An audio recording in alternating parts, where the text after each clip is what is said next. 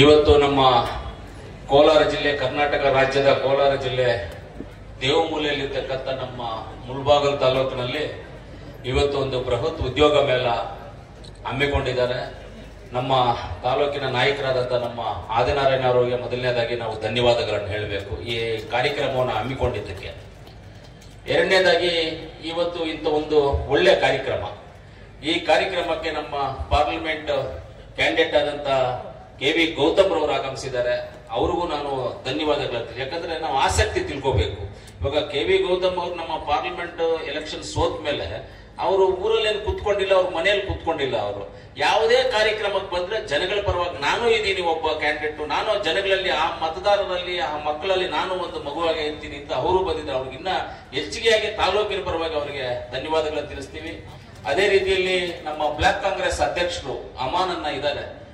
ಅಮಾನನ್ನ ಬಿಟ್ಟು ನಮ್ಮ ನೀಲಕಂಠನ್ ಅವರು ನಮ್ಮ ಬ್ಲಾಕ್ ಕಾಂಗ್ರೆಸ್ ಅಧ್ಯಕ್ಷರೇ, ಇನ್ನ ಅವರೇ ಅಧ್ಯಕ್ಷರನ್ನ ಬೇರೆ ಯಾರು ಮಾಡಿಲ್ಲ, ಇನ್ನ ಅವರೇ ಅಧ್ಯಕ್ಷರು. ಅವರಿಬ್ಬರು ಬ್ಲಾಕ್ ಕಾಂಗ್ರೆಸ್ ಅಧ್ಯಕ್ಷರನ್ನ ಇದ್ ಮಾಡ್ಕೊಳ್ತಾ, ಅದೇ ರೀತಿಯಲ್ಲಿ ನಮ್ಮ ಹಿರಿಯರಾದಂತ ರಾಮಲಿಂಗಾರೆಡ್ಡನ್ ಅವರು, ಕಾರ್ಗಿಲ್ ವೆಂಕಟೇಶ್ ಅವರು, ಹಾಗೆ ನಮ್ಮ ಹಾಲಂಗೂರು ಶಿವಣ್ಣ ಅವರು ಹೋಗಿ ನೋಡ್ಕೊಂಡು ಬರ್ತೀನಿ ಅಂತ ಹೊರಗಡೆ ಹೋಗಿದ್ದಾರೆ. ಅದೇ ನಮ್ಮ ರಾಜಪ್ಪನವರು, ವೆಂಕಟರಾಮನ್ ಹಾಗೆ ನಮ್ಮ RR ರಾಜೇಂದ್ರ ಗೌಡರು, ನಮ್ಮ ಚಿಕ್ಕಪ್ಪನವರು, ನಮ್ಮ ಇಂಪಾರ್ಟೆಂಟ್ ಲೀಡರ್ ಆದಂತ ಗುಜನಹಳ್ಳಿ ಮಂಜಣ್ಣನವರು, ಕರೆಕ್ಟ್ ಇಂಪಾರ್ಟೆಂಟ್ ಲೀಡರ್. ಆಮೇಲೆ ನಮ್ಮ CV ಗೋಪಾಲನ್ ಅವರು ಇದ್ದಾರೆ. ಎಲ್ಲ ನಮ್ಮ ನಾಯಕರು, ಯೂತ್ ಕಾಂಗ್ರೆಸ್, ಮಹಿಳಾ ಕಾಂಗ್ರೆಸ್, ಆಮೇಲೆ ನಮ್ಮ major Congress, SC ST Congress ಎಲ್ಲರೂ ಇದ್ದಾರೆ, ಲೇಬರ್ ಸೆಲ್ ಎಲ್ಲರೂ ಇದ್ದಾರೆ. ಎಲ್ಲರಿಗೂ ನಾನು ಯೂತ್ ಕಾಂಗ್ರೆಸ್ ಅವ್ರಿಗೆ, ಎಲ್ಲ ನಮ್ಮ ನಾಯಕರಿಗೆ ಎಲ್ಲರಿಗೂ ಆರ್ಗನೈಸೇಷನ್ ಅಂತಂತವಾಗ ತುಂಬಾ ಅಚ್ಚುಕಟ್ಟಾಗಿ ಮಾಡಿದ್ದಾರೆ. ತುಂಬಾ ಸಂತೋಷ. ಒಂದ್ ಲೆಕ್ಕದಲ್ಲಿ ಹೇಳ್ಬೇಕಂದ್ರೆ ಈ ಉದ್ಯೋಗ ಮೇಳ ಕೋಲಾರಲ್ಲಿ ನಡಿಬೇಕಾಗಿದ್ದಂತ ಒಂದು ಉದ್ಯೋಗ ಮೇಳ ಇತ್ತು. ನಾನ್ ಮಾಡ್ಬೇಕು ಅಂತ ಇದ್ದ ಒಂದು ಉದ್ಯೋಗ ಮೇಳ ಇತ್ತು. ಅವಾಗ ಹೇಳ್ದೆ, ಅವರು ಬಂದಿದ್ದು ಎಲ್ಲ ಮಾತಾಡಿದಾಗ, ನೀವು ಆದಿನಾರಾಯಣ ಅವ್ರನ್ನ ಮೀಟ್ ಮಾಡಿ, ನಾವ್ ಹೇಳ್ತೀವಿ ಮುಳಬಾಗಿಲಲ್ಲಿ ಮಾಡಿ, ಆಮೇಲೆ ಬೇಕಾದ್ರೆ ಕೋಲಾರ. ಯಾಕಂದ್ರೆ ಇವಾಗ ಇಲ್ಲಿ ಏನ್ ಕಂಪನಿಗಳು ಬಂದಿದೆಯೋ ಎಲ್ಲಾ ಕಂಪನಿಗಳು ಬಂದು ಇಲ್ಲಿ ಇರುವಂತದ್ರಲ್ಲಿ ಮೇಜರ್ ಕಂಪನಿ ಎಲ್ಲ ಬಂದ್ಬಿಟ್ಟು ನಮ್ಮ ಕಾನ್ಸ್ಟೆನ್ಸಿನಲ್ಲಿ ಇರೋದು, ಕೋಲಾರ ತಾಲೂಕಲ್ಲಿ ಇರೋದು ಎಲ್ಲ ಹೋಂಡಾ ಕಂಪನಿ ಒಂದು ಬಿಟ್ರೆ ಇನ್ನು ಮಿಕ್ಕಿದ್ದು ಎಲ್ಲ ಬಂದ್ಬಿಟ್ಟು ನಮ್ಮ ಕೋಲಾರ ಕಾನ್ಸ್ಟೆನ್ಸಿಲಿ ಇರೋದು. ಪ್ಲಸ್ ಹೋಂಡಾ ಕಂಪನಿ ಮಾಲೂರು ತಾಲೂಕಲ್ಲಿ ಇದೆ. ಮಾಲೂರಿಂದ ನಮ್ಮ ಹತ್ರನೇ ಇರೋದು, ಆದ್ರೆ ತಾಲೂಕದು ಲೆಕ್ಕ ಮಾಲೂರು. ಆದ್ರೂ ಯಾರೇ ಕೆಲಸಗಳು ಕೇಳಿದ್ರು ಬೇಕಾದಷ್ಟು ಜನಕ್ಕೆ ನಾನು ಕೆಲಸವನ್ನು ಈಸ್ಕೊಟ್ಟಿದ್ದೆ. ಇವತ್ತು ಇಷ್ಟು ಜನಕ್ಕೆ ಕೆಲಸ ಇಲ್ಲಿ ನಮ್ಮ ಮುಳಬಾಗಿಲು ತಾಲೂಕಲ್ಲಿ ಮಾಡಬೇಕು ಅಂತ ಏನಕ್ಕೆ ಉದ್ದೇಶ ಮಾಡಿದ್ರು ಅಂದ್ರೆ, ಇದು ಗಡಿ ಭಾಗದಲ್ಲಿ ಇರ್ತಕ್ಕಂಥದ್ದು. ಇವತ್ತು ಈ ಹೆಣ್ಣು ಮಕ್ಕಳನ್ನ ಇವರೆಲ್ಲ ನೋಡಿದ್ರೆ ನಮಗೆ ಕಣ್ಣಲ್ಲಿ ನೀರು ಬರುತ್ತೆ. ಯಾಕಂದ್ರೆ ಇಷ್ಟು ಜನ ಓದಿ ಉದ್ಯೋಗ ಇಂದ ಇದಾರಲ್ಲ ಅನ್ನೋದು ನಮಗೊಂದು ಮನಸ್ಸು ಸಂಕಟವಾದಂತ ಒಂದು ವಿಷಯ. ಇದೊಂದು ದುರಾದೃಷ್ಟ ನಮ್ಗೆ. ಇದು ಇಷ್ಟು ಜನಗಳಿಗೆ ಓದಿ ಕೆಲಸ ಸಿಗ್ತದೆ ಅಂದ್ರೆ ನಾವೆಲ್ಲ ದುರಾದೃಷ್ಟ ನಾವು ಅಂತ ತಿಳ್ಕೋಬೇಕು. ಅದರಿಂದ ಯಾರೇ ಆಗಲಿ ಕೆಲಸ ಸಿಕ್ಕದೆ ಇರಬಾರದು, ಎಲ್ಲರಿಗೂ ಒಂದು ಕೆಲಸ ಇರಬೇಕು, ಅವರವರ ಜೀವನವನ್ನು ಅವರ ಕೈ ಮೇಲೆ ನಡ್ಕೋಬೇಕು ಅನ್ನೋ ಒಂದು ಉದ್ದೇಶ ಇಟ್ಕೊಂಡು ಇವತ್ತು ನಮ್ಮ ಆದಿನಾರಾಯಣ ಅವರು ಇಷ್ಟೆಲ್ಲ ಆರ್ಗನೈಸೇಷನ್ ಮಾಡಿದ್ದಾರೆ. ಅವರು ಒಳ್ಳೇದಾಗ್ಲಿ ಅಂತ ಹೇಳಿ. ಉದ್ಯೋಗ ಮೇಳ ಅಂದ್ರೆ ಇದು ಒಂದು ಸಿಂಪಲ್ ಆಗಿ ಇವತ್ತು ಮಾಡಿದೀವಿ. 4,000 ಜನ ಆನ್ಲೈನ್ ಅಲ್ಲಿ ಎಂಟ್ರಿ ಆಗಿದ್ದಾರೆ. ಒಂದ್ 4,000 ಜನ ಇಲ್ಲಿ ಪ್ರತ್ಯೇಕವಾಗಿ ಡೈರೆಕ್ಟ್ ಆಗಿ ಅವ್ರು ಬಂದಿರುವಂತವ್ರು ಇದ್ದಾರೆ. ಎಲ್ಲರಿಗೂ ಕೆಲಸ ಸಿಗುತ್ತೆ, ಯಾರಿಗೂ ಸಿಗೋದಿಲ್ಲ.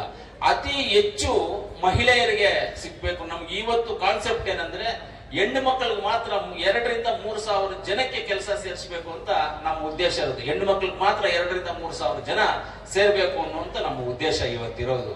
ಖಂಡಿತವಾಗ್ಲೂ ಸೇರ್ತಾರೆ. ಇವತ್ತು ಯಾರ್ಯಾರಿಗೆ ಆಗೋದಿಲ್ವೋ ಮುಂದೆ ಅವ್ರಿಗೆ ಆಗೋ ರೀತಿಯಲ್ಲಿ ಇನ್ನೊಂದು ಕಂಪ್ನೀಸ್ ಅನ್ನ ಕರೆಸಿ ಮಾತಾಡಿ ಯಾರ್ದಾರ್ದು ಆಗಿಲ್ಲ ಅನ್ನೋ ತರ ಅಂತವ್ರಿಗೆ ಬೇರೆ ಜಾಗದಲ್ಲಿ ಕೊಡಿಸುವಂತ ಕೆಲಸನು ನಾವು ಏರ್ಪಾಟ್ ಮಾಡುವಂತದನ್ನ ಅದನ್ನು ಏರ್ಪಾಟ್ ಮಾಡ್ತೀವಿ ಅಂತ ಹೇಳಕ್ ಇಷ್ಟಪಡ್ತೀವಿ.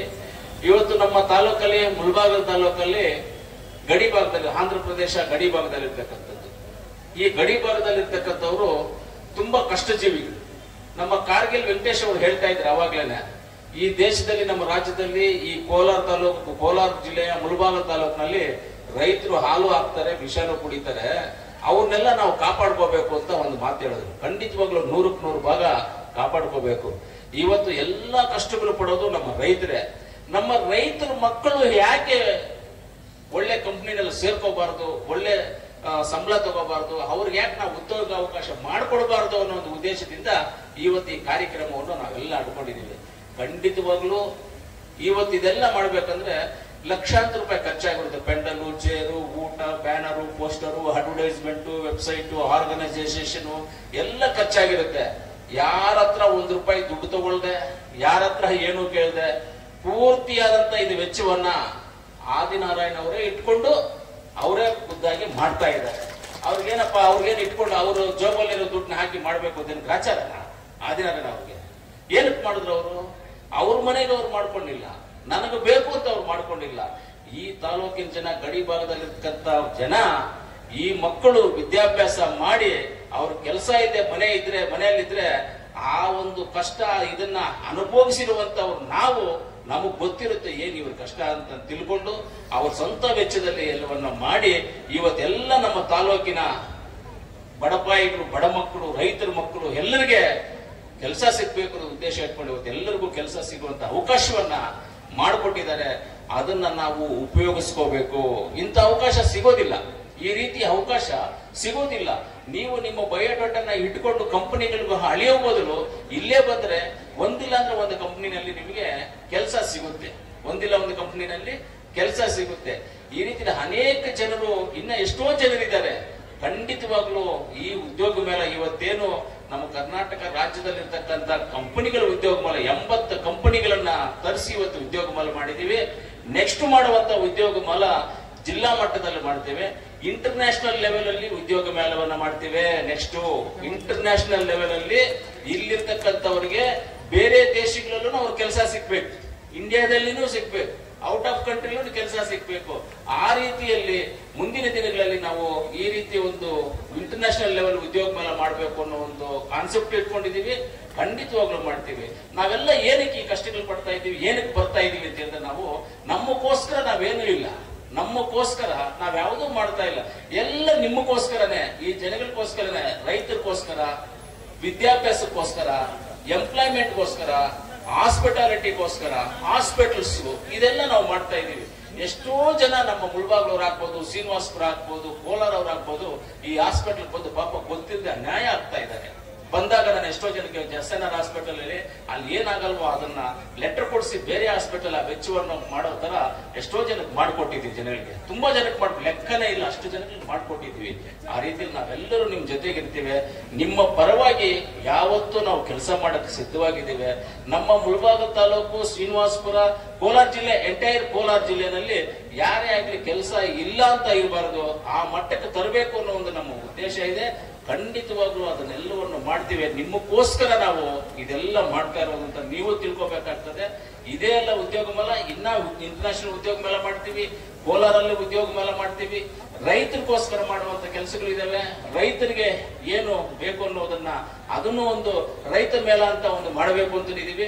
ಖಂಡಿತವಾಗ್ಲೂ ಇದನ್ನೆಲ್ಲ ಮಾಡ್ಕೊಂಡು ಬರ್ತೀವಿ. ಆಮೇಲೆ ನಮ್ಮ ಆದಿನಾರಾಯಣವರು ಹೇಳಿದ್ರು, ಈ ಮುಳಬಾಗಿಲನ್ನ ಯೋಜನಾ ಪ್ರಾಧಿಕಾರ ಮಾಡಬೇಕು ಅಂತ. ಖಂಡಿತವಾಗ್ಲೂ 2014 ಇದು ಯೋಜನಾ ಪ್ರಾಧಿಕಾರ ಮಾಡಬೇಕು ಅಂತ ಪ್ರಪೋಸಲ್ ಅನ್ನು ಕಳಿಸಿದ್ವಿ. ಮಾಡೋಣ ಅನ್ಕೊಂಡಿದ್ವಿ, ತಿರ್ಗಾ ರಿಜೆಕ್ಟ್ ಆಯ್ತದು. ತಿರ್ಗಾ ಯೋಜನಾ ಪ್ರಾಧಿಕಾರ ಇವತ್ತು ಮಾಡ್ಬೇಕಂದ್ರೆ ನಮ್ಮ ಜಿಲ್ಲಾ ಉಸ್ತುವಾರಿ ಮಂತ್ರಿಗಳಂತ ಸುರೇಶಣ್ಣ ಅವರೇ ಮಾಡಬೇಕು. ಖಂಡಿತವಾಗ್ಲೂ ಯೋಜನಾ ಪ್ರಾಧಿಕಾರವನ್ನ ಮಾಡುವಂತ ಜವಾಬ್ದಾರಿ ನಾವು ತಗೊಂಡು ನಾವು ಮಾಡ್ಕೊಡ್ತೇವೆ.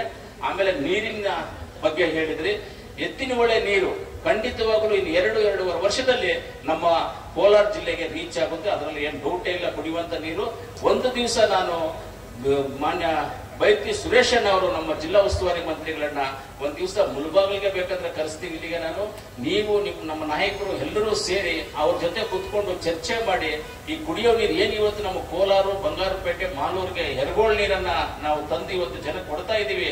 ಆ ರೀತಿಯಲ್ಲಿ ಮುಳಬಾಗಿಲ್ಗಾಗ್ಬೋದು, ಪಕ್ಕದಲ್ಲಿರ್ತಕ್ಕಂಥ ಶ್ರೀನಿವಾಸಪುರಕ್ಕೆ ಒಂದು ಪ್ರಾಜೆಕ್ಟ್ ಮಾಡಿಲ್ಲ, ಮುಳಬಾಗ ತಾಲೂಕದೇ ಪ್ರಾಜೆಕ್ಟ್ ಮಾಡಿ ಸುರೇಶಣ್ಣ ಅವ್ರನ್ನ ನಾನು ಇಲ್ಲಿಗೆ ಕರ್ಕೊಂಡ್ ಬರ್ತೀನಿ. ನಮ್ಮ ಮುಳಬಾಗ ತಾಲೂಕಿಗೆ ಎಲ್ಲರೂ ಸೇರಿ ನೀವು ಒಂದ್ ದಿವಸ ಟೈಮ್ ಕೊಟ್ರೆ, ಡೇಟ್ ಕೊಟ್ಟಾಗ ಅವ್ರು ಇಲ್ಲೇ ಕರ್ಕೊಂಡ್ ಬಂದು ನೀವೇ ಎದುರು ಬಂದ್ರು ಮಾತಾಡಿ.